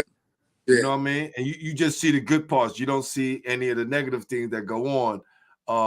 And I think that takes away from the learning process. Of course. As well. Yep. Yeah. So, man, this has been awesome right here, fellas. We could talk about this all night. Oh man. Look. I love it. Let's talk about this for a second, right? What messages would you like to give or convey to the audience and all the young people that's listening about basketball and what it can do for you? Chase, and then we'll go to Kendrick. Like I said, the best version of me is living the basketball life. And see, it's the basketball life, it's a big thing. It's a culture. It's a way of life. Like Kendrick talked about living like you are in college. Well, the basketball life is living like you're going to be a successful basketball player. Mm-hmm. And a successful basketball player has a structured way of life. He trains. He eats right. He takes care of his business in school or work. He is accountable. See, living a basketball life is like being on a team. Your family is your team now, though. You know what I mean? Y'all ain't playing in the game. Y'all living life together. And living the basketball life, having that culture, it gives you structure, discipline. Now you're motivated. You have a sense of urgency to follow the process. And in the midst of doing all this, you're a great person. The things come out. Success, wins, unity, team, your family. And I just feel like if you want to be good in basketball, if you want to get a scholarship, you want to be a D1 player, like my man Kendrick said, you got to start living life like you're that. Do the things the dudes that are in college fighting for a starting job. They got an All-American, they got a McDonald All-American freshman that just got signed. And then and you're a sophomore, going to be a junior. And then the senior in front of you is an academic All-American. How you going to get your playing time? You're going to work your butt off all season. Every year you do this as a college player.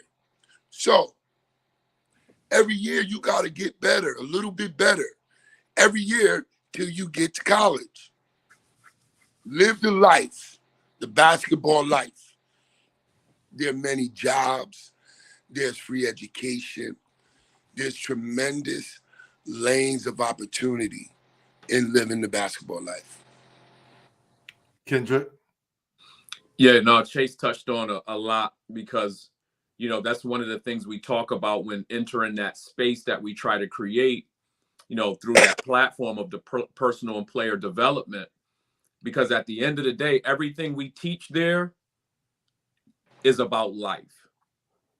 So we talk about discipline. Like I said, I love what I do because real-time examples. I have one kid that, he was always go back and forth, wavering with the workouts, and it was too difficult. He would come, he would not come. But then he started to try to push himself through it, right? Like the difficulty, the mental part, everything. 3 or 4 years later, the kid done had about 3 ACL injuries. And so what I told him was, you know what? The lesson you might have got from us is probably resiliency. Like you 3 or 4 ACL injuries and you right now finishing up his last semester of college, playing college basketball, like you learned resiliency coming way back then. See, you thought it was going to be something else, but you learned how to fight through tough times and never give up. Like, so it's so many different messages that you receive each and every day. But another beautiful thing that basketball can do for you, one of the most important things that you got to be aware of and take advantage of is the networking piece. Like how many connections that you make during that time. Because basketball, people say it all the time, is a huge fraternity. But the networking piece. But make sure you're aware of it and be willing to take advantage of it because it's limits on it. It's limits on how often I'm going to be able to know this particular group of people if I don't take advantage of it. Right? It's limits to, just thinking about right now. Over the past month and a half, I got a chance to meet both of you guys. There's right. Limits to that network if we don't take advantage of these conversations. Yes. So that's what that's another big thing that basketball does. And then with the networking, there are numerous possibilities that can take place out after that. Yeah. But man, like understanding what that ball, if you fall in love with it, can do for you, and you're willing to, like, man, just cherish it and give everything that you can to it, man, it can open some amazing doors for you. It's a good life. So let me tell you something. You know, I've watched people put their questions up on the screen. Right. So, you know, I'm getting all these questions, and some said, click on it, and it popped up. I was like, oh, okay. So, look, you learn something new every day, right? This is over 300 shows, and first time I got it on the screen. This is Anthony Jr. again. He said, lastly, how do I lead a group of guys on the court when it seems like they're giving up or not buying in? And not buying in? Like, anybody want to take that? How do you lead a group of guys on the court when it seems like they're giving up and are not buying in? Probably one of the most difficult. Go ahead, Chase. Go ahead. Yep, probably one of the most difficult things you can go through if it's something long term, because that has to do with culture. You know, those are culture issues, and unfortunately, the grind of this game, and this is why it's so important to be honest with people. The grind of this game is not for everyone. The commitment to success and what it takes to be, it's hard to win. Yeah, it's hard, bro. It's hard. Man, it's hard. But this is where you watch NBA, you watch social media. It just seems like it's hard to win. It is. Like, the grind of this thing is not for it's not for everybody. And here's the deal. That's okay. But if we're not honest with certain people, we allow certain people to put themselves in these compromising positions that we know they don't want to be in. So then we got these spaces where you got 3 people want to play, 2 people don't. 4 people serious, 5 people not. Like, and you're doing a disservice to those people that aren't serious about the game, because we were never honest with them from the jump on how difficult it's going to be. Because if you just want to do it for recreation, there's a certain level, there's a certain space that you should stay in, and that's okay. But go ahead, Chase. I come across a lot of beginners, you know, and what I'll always help is you got to trick them. You got to actually let them have fun doing something productive, like team shooting contests. No, hold on. But I mean to cut you off, Chase. From the perspective of a player, not from a coach. He's saying, if you're playing with guys, how do you lead guys that you're playing with? Man, listen, go in the weight room, push-ups, step to them jokers, man. This is your team. You got to fight for what you love, bro. And if they going to, Glenn, you already know. Look, Glenn, no. Glenn, look, when I had a situation like that, I had Glenn standing behind me, and I'm ripping into somebody. And if they didn't act right, it was going to be tag team WrestleMania, baby. Mm-hmm. Look, we love this game. We passionate about this game. And Anthony, if you love that team, if that's your team, you get you a big man. If you're a point guard, every point guard got a big man. A big man. Lock him in. You feed him the ball. I don't care if he missed every shot. Get him 5 attempts. Make him happy. For 1, he's going to rebound for you. And for 2, he's going to protect your back. He got your 6. So, line him up. All you need is 1.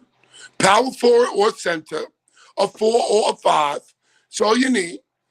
You walk to the problem. And you see, when you lock in with your big man, you don't got to tell him what you're doing. All you got to do is say, yo, man, this nigga getting on my nerves. And you go over there. But if it's your team, you got to handle it. Or you do like Kobe, right, on the Redeem team. Right? Remember those guys who's going out 4:30 in the morning? They just coming back in to the hotel. Right. and Kobe's going to the gym, right? Sometimes you got to lead by example. That's Wilson, baby. And a lot of times they would call Kobe, they'll be like, he an a-hole, right? And then Kobe would say, man, the reason why I don't trust you guys, you guys don't work hard enough. So you're not going to get the ball. Right? And sometimes you got to and feed those people, like Chase said, the big man and that person that who's rocking with you. Those people aren't working hard. You can't trust them. Sometimes you can lead a horse to water, but you can't make him drink. You can't make them drink. So no matter what you say to these guys or girls, you can lead them to the promised land, but a lot of times, they only want to show up when the party's going on. They ain't gonna walk over the hill. Right. They gonna get to the hill and say, wow, that hill is high. Man, look, yeah. And I'm glad you're on here. Let me tell you something. You're doing an excellent job, because I think more young people should be attending these lives so they can learn some things from the OGs, right? From the people who kind of went through what you guys are going through. So another thing that I'm going to add on, as far as when we come back for the New Year's, is I'm going to do some shows with some high school guys, but also I'm going to be opening up for high school guys to come on here and ask us questions, like Anthony. So I'm glad you came on here, Anthony, and I hope he was able to answer a lot of your questions. Salute to my guy, Paul Scurry, from the Scurry family, Moses and Kevin Scurry, brother. You know what I'm saying? Will Scurry, the whole Scurry family, like one of the basketball. Did we get a chip with one of them Scurry boys? Oh, no. Tournament? We beat Will Scurry. He was on the other team. Okay. Yes. Definitely. Who's this? Great points and passion you cast in the spot. Thank you. I appreciate you, Joe. Thank you. Paul. That's right. Can't teach certain things like heart. That's real. That's real. What else he said? He said, you're not hustling, don't give him the ball. Burn up. You better go get it off the rim. That's right. Paul is on a roll. He said attitude and presentation, right? Presentation of yourselves, right? That's that whole thing, man. Oh, man. Oh, man, this is awesome. So, now, we're going to go to you, Kendrick. If you could change one thing about your playing career, what would it be? If I could change one thing about it, wow. And I don't, it's not a cliche where I love every part of my experience. I really, truly do. Like, I think it's, things happen for a reason. My experiences have shaped me. And because without certain things that have happened, it might have not led me to some other beautiful people and experiences that I've gotten a chance to have. If there was one thing, I just wish I would have gotten a chance to be healthy, both physically and mentally, in terms of basketball, to keep having that competitiveness a little bit longer. I wish I was just in that space to play competitive basketball longer than I did. So, Chase, I had too much fun in college. I think that it was a great experience, and I wouldn't change it. What I would do is I would have been more committed to the work. I would go, and Glenn remembers, we would go over to the Rothman and hurry up and get our shots in. Yo, let's hurry up and go get 400 in, 300 in, usually 400. Let's go hurry up and get our shots in. Yo, that party tonight. See, I wish I would have did more, went into that Kobe zone a little more. I only did it when I had a bad game, if I was in a rut. I wish that I would have done it more, like regularly. not just when I needed it, when I felt like I had to fix something. Wish that I would have stayed at that level of work, not just preseason. That high level that you did. When you're in college, there's a time of the year. It could be right after the season because you didn't play well or you didn't get the time you wanted, or it could be right before the season because you got mad players going for your position. But there's some time in the year where you go outside yourself to get better. I wish I would have stayed on that zone constant. Because that's what Kobe did. Yeah, definitely. Definitely, for sure. All right, now it's time for top five. All right, fellas, let's have some fun. I'm gonna start with you, Chase. The top 5 players from the state of New Jersey, from your point of view. What do you mean? Top 5 players in New Jersey, from your point of view. Right? Oh my God! Just your point of view. Oh, I know this. Everybody said this is the worst part of the show. I know. That's why it's Basketball Heads Live. So I'm gonna basketball show in the tri-state area. Top 5 players from New Jersey all time. I'm gonna just call it all time. Yeah. Okay. I'm gonna go with Kyrie Irving, Karl Anthony Towns.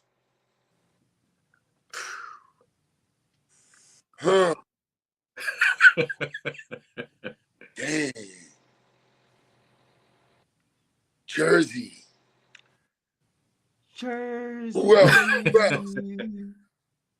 We got a lot. I don't want to diss nobody. Name the 5 you know. I know that's why it's called a top 5 and not top 6 or top 3 or top 2. You got 3 more to go. All right, let me think. Who else was off the chain? Oh, all right, so I got to go. Brian Taylor. He went to Princeton. He's an all-time 3-point shooter. ABA's #1 all-time. He's from Perth Fanboy. He was bad. But now, my last two. I just put up a hint on the screen. Nope. I hear that. I'm going to go the homeboy from Patterson better than him. Tim Thomas. He on that list. Okay. Other bang hard. You know what? So I got 4, right? Yeah. I'm going to go to today. My boy's son, Briscoe. Yeah, I'm going to go with Briscoe. Okay. Got you. Yes, yeah. Who went to Kentucky. Yes. Yeah. He is a New Jersey legend. He's like an icon out there.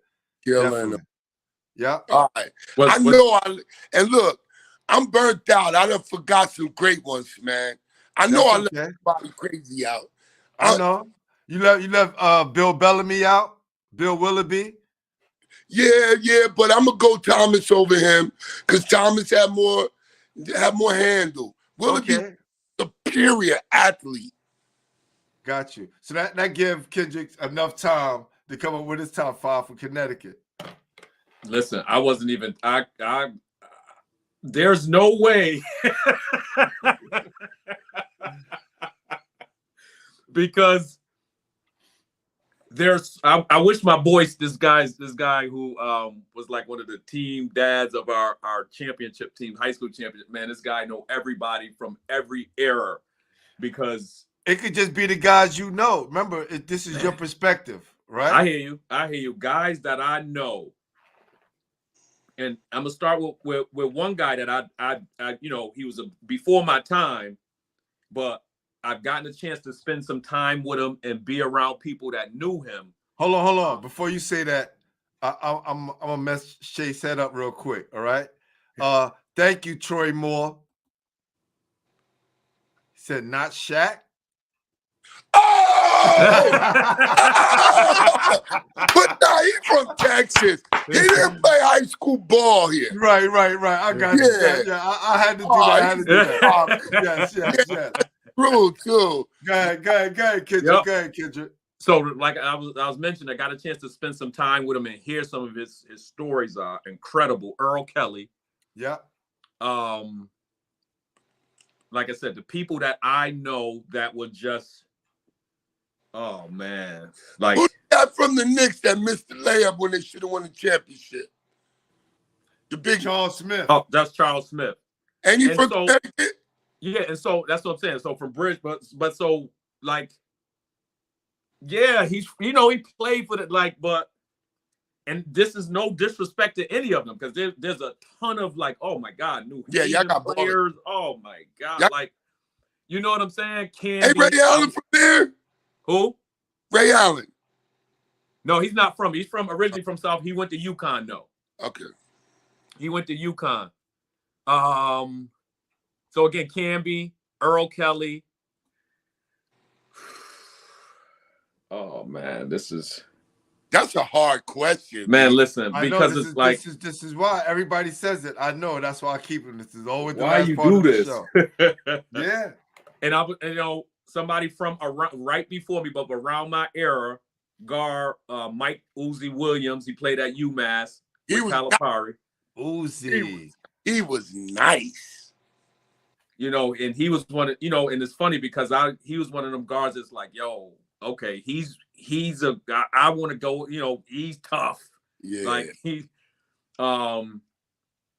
there's another guard from this area, this kid, Scotty Coleman, really good guard. And man. One more. Who's Khalil Dukes? What about Chris Herron?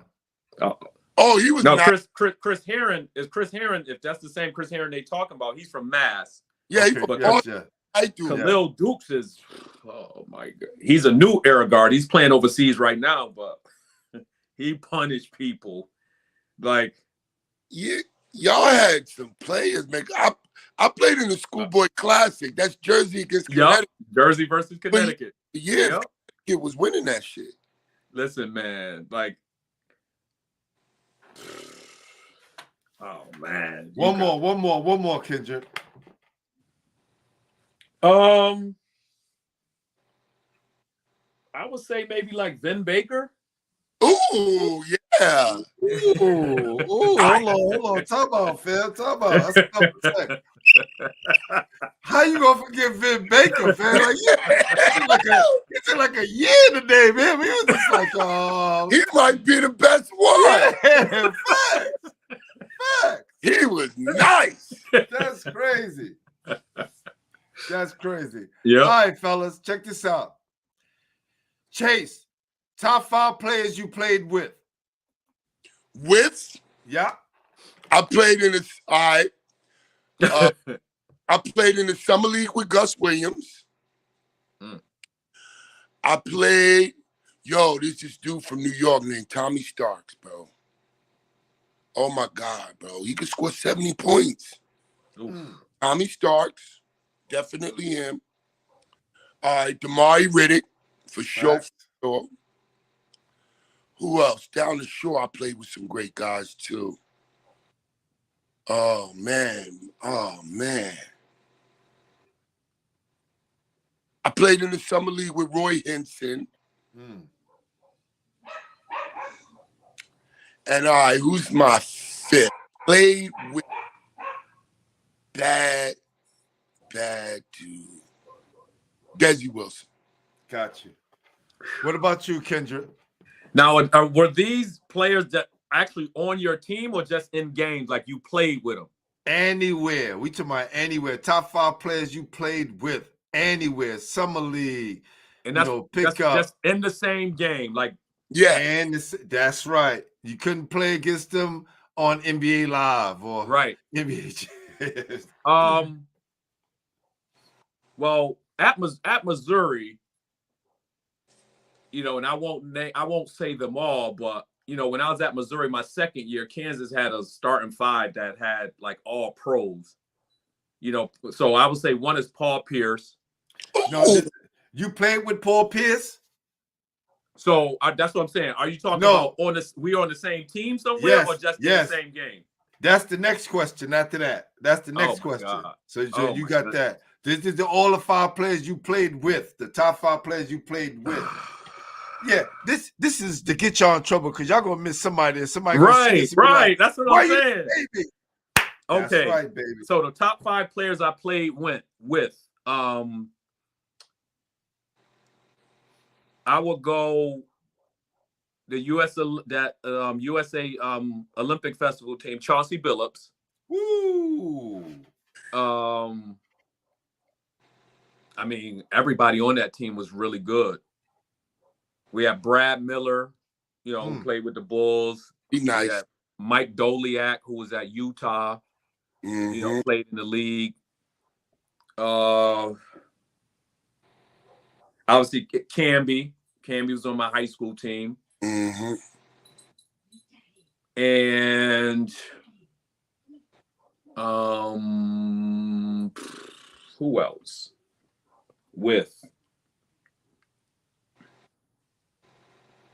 I'm trying to think. So that's 4. I would say, you know, Billups and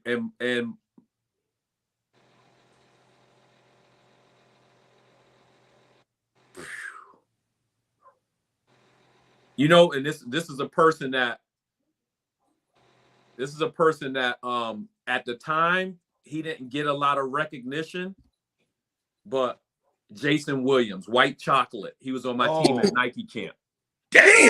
Oh, what the hell? Yep.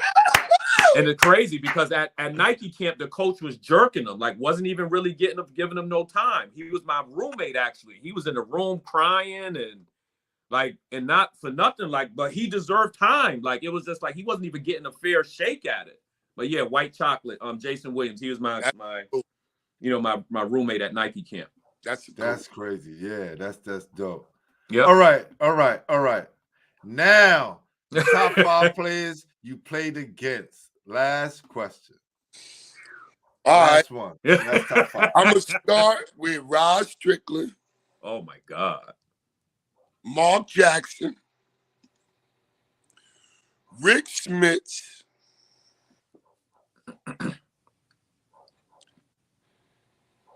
I gotta go. Who else? I saw Chris Mullin score 70 points. I was in the game on the other team. He said, I saw him play. Yo, hold on.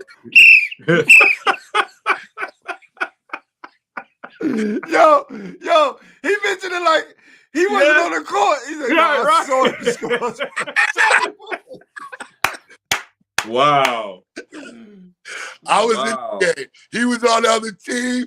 Man, he was catching the ball at half court and doing the 2 quick dribble pull-up from half court. Pop up, bang. He did it like 10 times. Anyway, so him. A tough. Yeah, Rod, Mark, Rick Smits. Anthony Mason. Anthony Mason. That's 5. Yep. Oh, wow. What about you? Wow. Kendrick? Top 5 against Paul Pierce. You know, when he was at Kansas. Nice. Obviously, he was with as well, but against as well. Chauncey Billups, he was at Colorado. Which now Coach Prom is at right now. Right. Yep. Chauncey Billups.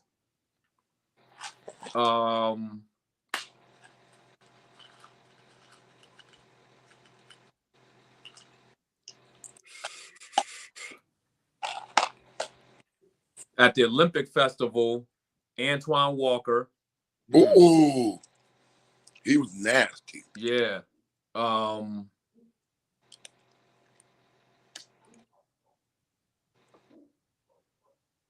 Rafe LaFrance, he was like unstoppable. Wow, yes, he was. He was sick Rafe in was college. just Yes. like Facts. smooth. You think he kind of soft, but nah, he give you 25. Yeah, he was 25 easy.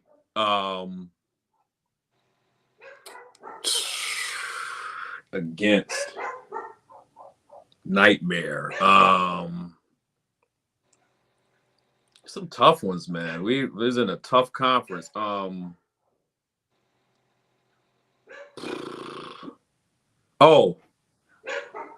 Ed O'Bannon. Ooh, he was From UCLA. Ed O'Bannon. Yeah, Ed O'Bannon. He is the godfather of the NIL. Right. And the modern godfather, who I'll say is my guy, Coach Book Richardson, who got punished for something that they wound up doing anyway. Right. But right. Anyway, that's a whole nother topic. If you want to go find out, watch the Book Richardson show. We had him on the show. Go check it out. Right. Man, look, it was a pleasure having you guys, man. This was a lot of fun, man. I loved it. It's a lot of fun, man. We done went 2 hours some change, and it seemed like only 5 minutes, man. But Word up. I'm glad that I was able to get both of you on. And like I said, I'll be doing this once a month, and may stretch it out to a little bit more, because I think this part of the process is where young people can learn from, and I think Anthony Jr. showed us that tonight. Right. So right. Sure. I'm glad that both of you guys came on. Let's stay connected. Kendrick, would you mind if I give Chase your number so you guys can get in contact? Chase the info, Greg, man. I'm looking forward to connecting, Chase. I want to talk to you this weekend. Yes, for sure. All right. No doubt. And look, if possible, right? If you guys know any coaches that want to travel out in the summertime and get some real good rec in a very, very good high school tournament, which I run, the Brevard Basketball League, definitely send them my way. I can get them. I want a girls' crew too, Glenn. We having girls this year as well. So girls crew. All right. No doubt. All right, brothers. Thank you. All right. Again, Hey, Kendrick, my brother. Listen, once you come on the show, we connect, man. We brothers. Chase, I love you, my brother for life, man. Appreciate you. All right. Great meeting you, Kendrick. Yes, indeed. Let's connect, Chase. We will. All right. All right, fellas. All right, y'all can stick around. I'm about to do my closing remark.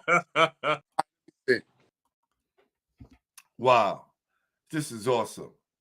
Listen, when you first start out playing the game, you trying to figure it out, right? Sometimes you play against the older guys and you learn the game. But nowadays, kids need that player development coach that's going to show them the tools that they need to succeed on the court, and also those lessons that they're going to learn to make them successful in life. Because after basketball, that's when the real game starts. So you want to be prepared. And like my guy Chase said, you want to live the life of a ball player. Like Kendrick said, if you want to go to college, start living like the college players now, so you can be prepared for what comes after high school and what comes after college. Everybody's not going to make it to the NBA. But as you see here tonight, you had 3 professionals all talking to each other and all successful in their own right. So, to everybody out there, to all my basketball heads, make sure you spread the word, subscribe to the channel, push those like buttons, and let everybody know. It's the #1 basketball show in the tri-state area.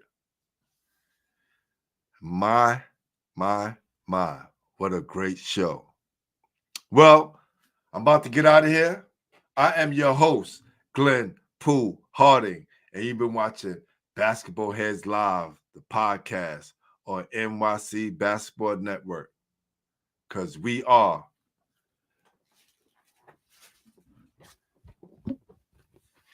the official home for New York City basketball. Peace.